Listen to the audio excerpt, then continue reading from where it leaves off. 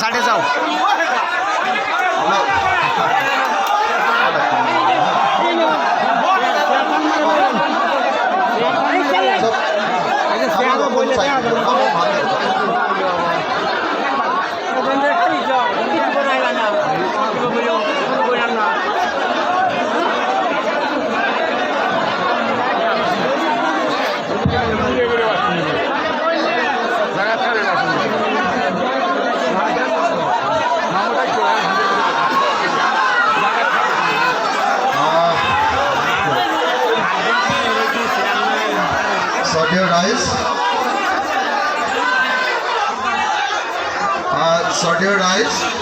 বেয়া পৰিৱেশ এটা চলি আছে এতিয়া সাংঘাতিক ধৰণৰ বেয়া পৰিৱেশ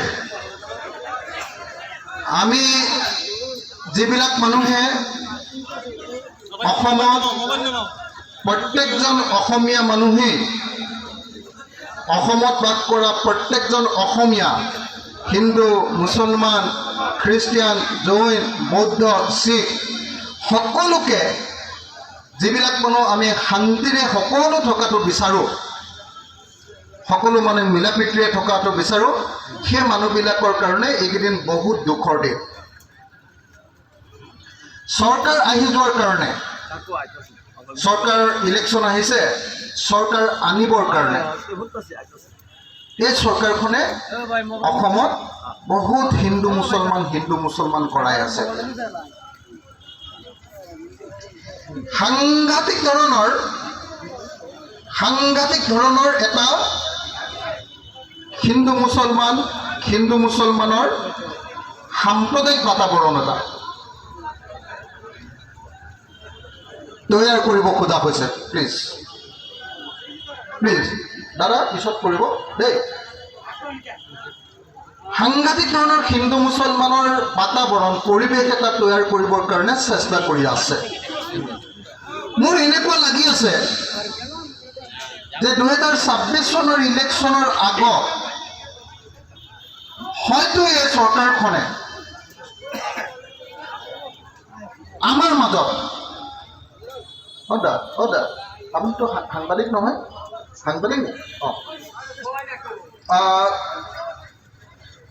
হয়তো 2026 চনৰ আগত এই চৰকাৰখনে বিজেপি চৰকাৰখনে হয়তো আমাৰ মাজত এখন কাজিয়া লগাই দিবলৈ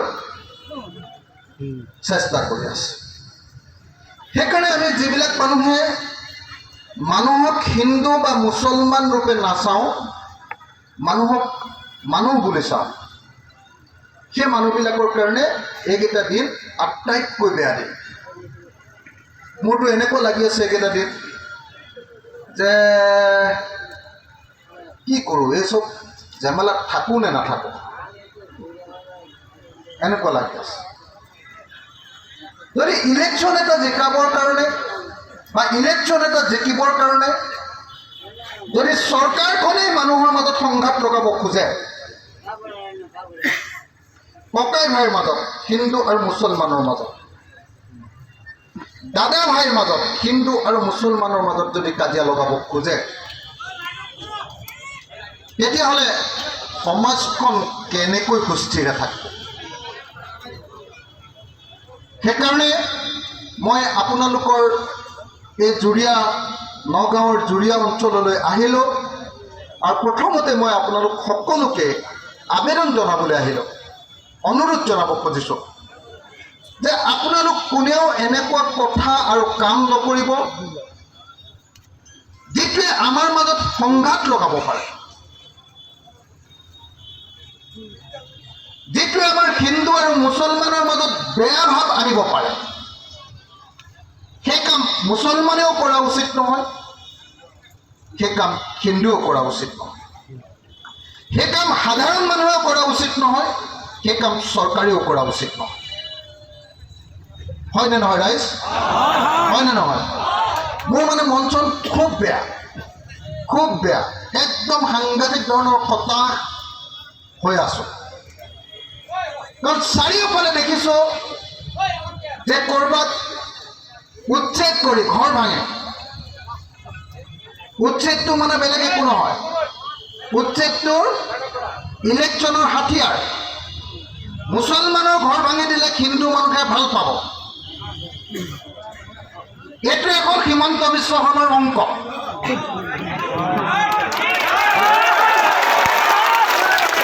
হয়নে নহয়? হয়নে নহয়? হয়নে নহয়? সেইকাৰণে মই যোৱা 26 অক্টোবৰ এই 2025 চনৰ 26 অক্টোবৰ তাৰিখৰ পৰা 2024 26 অক্টোবৰ তাৰিখৰ পৰা মই ঘৰৰ পৰা ওলালো। ঘৰৰ পৰা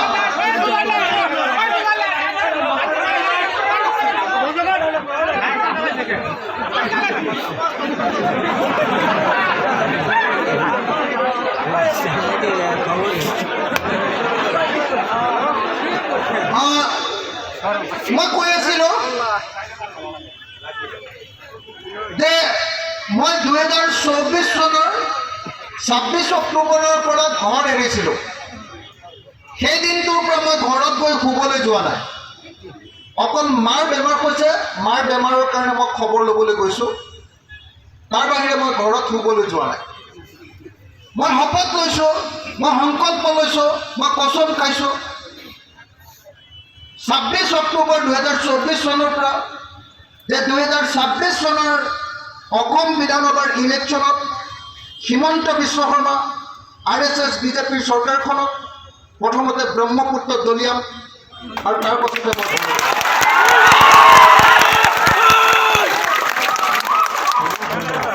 মই নিজে দেখিছোঁ হিন্দুৱে হওক, মুছলমানেই হওক, খ্ৰীষ্টানেই হওক, জৈনেই হওক, বাঙালী ভাষী মানুহেই হওক বা হিন্দী ভাষী মানুহেই হওক, সব মানুহবিলাকে এইবাৰ 2026 চনত বিজেপিক ব্ৰহ্মপুত্ৰত দলিয়াই পেলাব খোজে।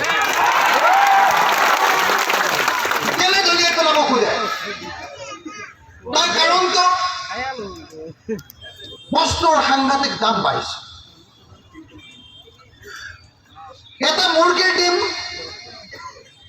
এই চৰকাৰ অহাৰ আগলৈকে 2 টকা কিনি খাইছিলোঁ, 2 টকা। এতিয়া এটা মুৰ্গীৰ ডিম 8 টকা, 9 টকা, ক'ৰবাত 10 টকালৈকে বাঢ়িছে। হয়নে নহয় ৰাইজ? হয়নে নহয়?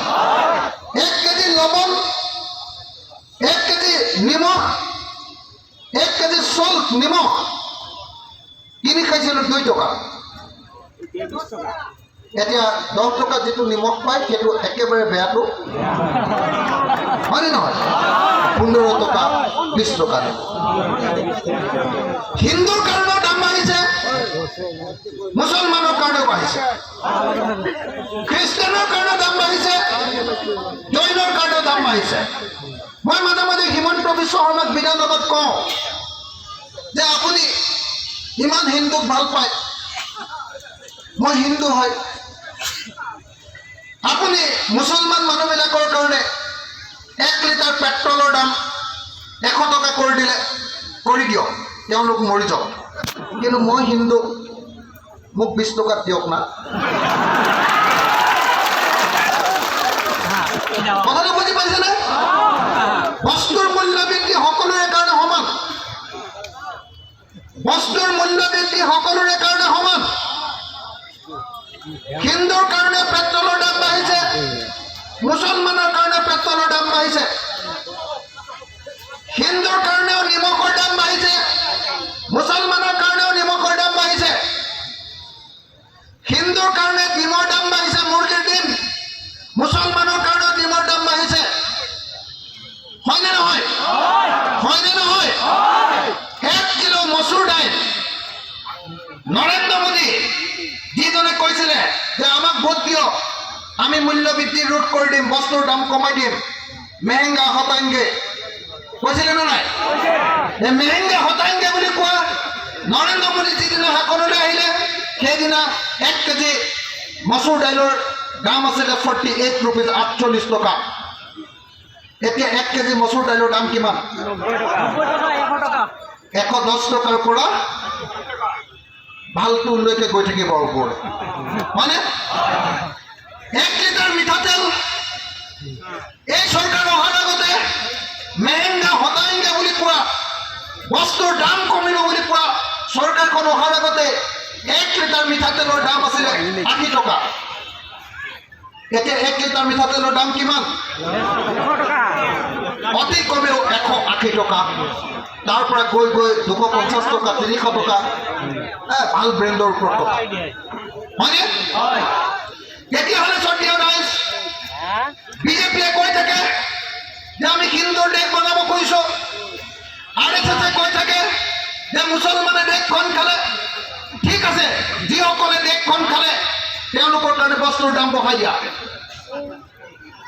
কিন্তু মই দেশখন কোৱা নাই, মই হিন্দু, মোৰ কাৰণে বস্তুটোৰ দাম কমাই দিয়া। কথাটো বুজিছে?